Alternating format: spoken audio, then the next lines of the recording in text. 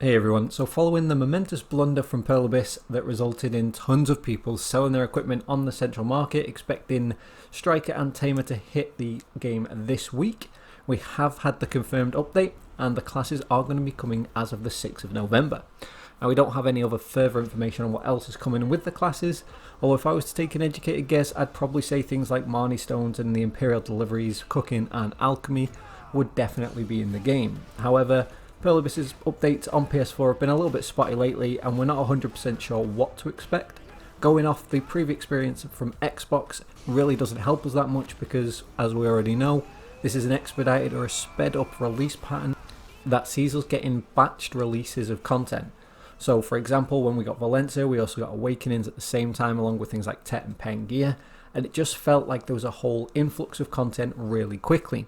Now, if you go to any of the social media platforms, you'll see that PS4 players have been complaining about how they've not been getting an update lately.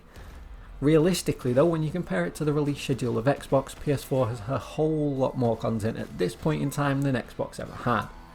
That's why I'm not really worried about the speed of content, and it definitely looks like we're set for the releases leading up to Christmas time and up to January of next year to bring us on par with the Xbox version of the game, which would see us having the Shy and Archer classes added to the game along with Camasylvia, also looking at having the Mystic class added to the game along with things like the Dark Rift and the Altar of Blood.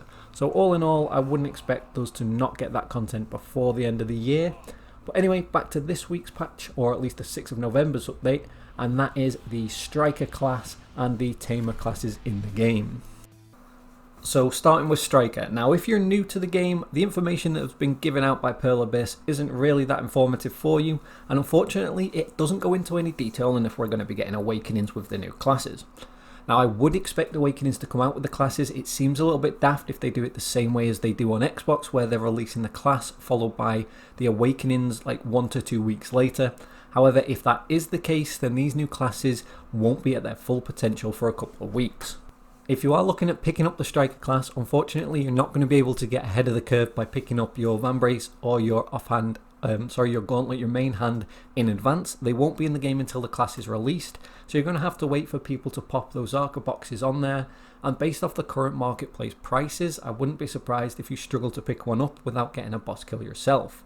Also, without Coranda in the game, unless Coranda is added in this patch, you're still going to be just picking up your normal green or blue Awakening weapon based off once you hit level 56 and do the questline in Valencia. You'll be able to pick up a couple of those and they'll start to pop on the marketplace relatively quickly. Now the Striker is a much needed addition to Siege guilds and Node War guilds because its frontline tankiness against magic users is absolutely phenomenal. The class as a whole is going to really help to shake up the meta, which is currently Witch and Wizard heavy. And unfortunately without Awakening they will struggle to currently beat the Awakened Witches and Wizards. Once Awakening hits and they have their full burst potential, this class is really going to start to cause trouble for those backline classes in Sieges and Node Wars. I for one am not really looking forward to having to deal with the Striker class without Rabams. It isn't something that's easy to deal with as a sorceress because of the reduced magic damage the class takes.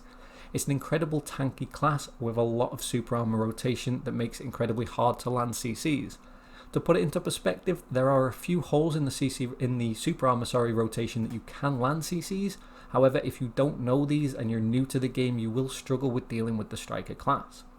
The fact that this is a grab class as well means that it's going to deal with Witches and Wizards and their super armor rotations incredibly well. As a Siege guild, Exile is going to be picking up a couple of Strikers, and I know that a ton of people are re-rolling to this class. I'm hoping that the Awakening does land for it, because unfortunately if it doesn't, I know a lot of people are going to be upset about this and they're not going to be enjoying the class to its full potential. That being said though, picking this class up and learning the class over the next couple of weeks as you wait for Awakening, if that is the case, isn't going to be a huge deal. Catching up in terms of skill points though is going to be what you want to focus on. Ideally, I would suggest keeping your main character that you currently have geared and not just rushing to sell off your equipment, because that's going to leave you with needing to catch up on skill points as well as levels, and then also picking up things like your Zarka, your Kutum or your Nuva on the Striker class once it is available on the marketplace. But overall, this is definitely a much needed addition to the game. A lot of players have been holding off and waiting for this class, and Xbox got it a lot, well, not a lot sooner, but they got it sooner than we've got it. and unfortunately this has put a lot of people off the game currently. That should see an influx of players back to the game, not just for Stryker but also for some of the other additions if we get them. If we're looking at having things like Imperial Delivery and Marnie Stones, that's also going to help the population to come back. But anyway, that's the Stryker class. Any questions, by all means leave them in the comment section and we'll hit those up as soon as I can. And let's move on to the Tamer class. Now, unlike the Stryker, if you are looking to pick up the Tamer, you can get your short sword in advance. A lot of people have been selling these, a lot of ninjas have been re-rolling off the class in anticipation of the Tamer, so short swords have been selling a lot. I know that I, for one, managed to buy a tech short sword when I played a short stint on ninja, before selling that off relatively quickly at max price and switching back to sorceress. The short sword is going to set you up perfectly, especially if you're not getting awakening off the bat with this class, so definitely look out for picking up either a base Zarka or an upgraded Zarka as soon as possible. This means that if you are looking at switching to the Tamer class off one of your mains, you're in a better position in terms of having equipment early on than you will be if you switch to Stryker. However, the same situation with the awakening weapons and the offhand, you're going to find yourself unavailable to pick these up until they appear on the marketplace. Fortunately, offhands aren't terribly hard to find, unless obviously you're looking at Kutum and Nuva. Those may take a little bit longer to start appearing for the Tamer class. For those of you that are thinking of playing the Tamer class, it's a very high mobile assassin class that benefits from having Heilang, the wolf companion, that allows you to also grind incredibly efficiently thanks to being able to pull more mobs than anyone else can. This allows you to grind very quickly, level very quickly, and also brings a little bit of a more unique playstyle. Being able to use Heilang's skills along with your own skills for your various combos is really interesting, or at least an interesting take on classes when compared to some of the other classes in the game. Now, I'm not overly familiar with Tamer myself. I have fought them a couple of times on PC, and there seems to be a huge discrepancy between really good Tamers and just mediocre Tamers. Some of the best Tamers I've fought absolutely wipe the floor with me and I've never known what's hit me, whereas other Tamers I've had no issues dealing with on the Sorceress. That being said though, it is interesting that Tamers come into the game ahead of things like Shy and Archer. It has only just came out on the Xbox version of the game, so if you are looking for any kind of content, I would check out some of the Xbox streamers that are currently maining the Tamer class. Also check out the Xbox streams once the class launched, and also the Awakening stream. Some of the partners will have done streams that will have covered the various skills and also give you a good look at this class overall. From a siege and a node war point of view, Tamers fill out the flex role more often than not. They are fantastic scouts. They're great at 1v1ing, which makes them fantastic for cannon squads, and as I said, the flex teams as well. Being hypermobile, extremely bursty, and having a fantastic 100% that can literally wipe the floor with entire groups. This is a very underrated class that over on the Korean servers is actually ranked as one of the higher tier PvP classes. So I'm not sure how it's going to play on the console version. I have heard bad things about it from Xbox players who said that it just doesn't play the same, it doesn't feel right, and there are a lot of issues with skills. Whether or not these are ironed out or not, you're going to have a look into and take this class with a pinch of salt. Similar to the Stryker class, if it comes without its awakening, you are going to be somewhat gimped for a while. However, leveling this class in advance and keeping your main geared is going to allow you to make a little bit of a seamless transition once the awakening comes out and you're able to switch your weapons across. Again though, if you are in a siege guild or a node war guild, I would highly suggest not just selling off everything and hard re-rolling to this class, because you are going to have to spend time grinding skill points to catch up to where you are on your main class. Skill points are highly underrated.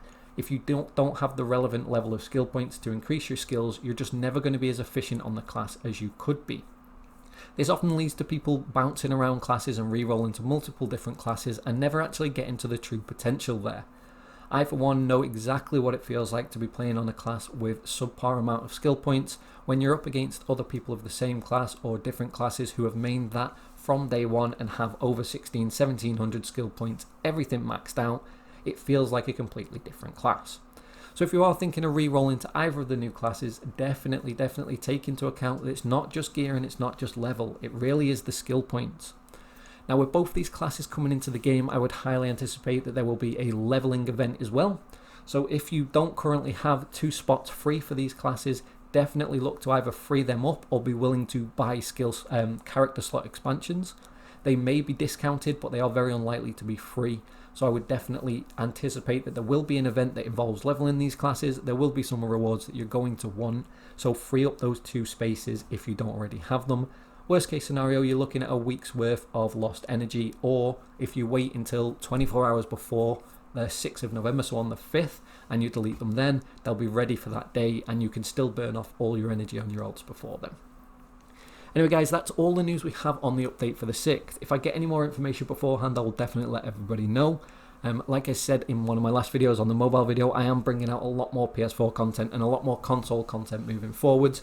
This is just the first update video that I've had the chance to do. I'm still working on my grind series, and I have a big update for that, where you can see how I've managed to switch from Sork to Ninja and back to Sork again, and now I'm doing the horrendous skill grind to catch up on skill points myself to becoming more viable on that class. Also, I'll be able to show you my enhancement fails and all the fun that I've had failing Tet on multiple different classes, where I've been massively switching between different equipments, hard re-rolling, soft re-rolling, and just essentially gimping myself for weeks to come. As always guys, I really appreciate the support. If you are new to the channel, please hit that subscribe button. Any comments that you need or any questions, drop them in the comments section. I do try to answer them, although I have been away for a month, so a lot have gone unanswered and I'm working through the backlog. And as always, thanks for watching, and I'll catch you in the next one.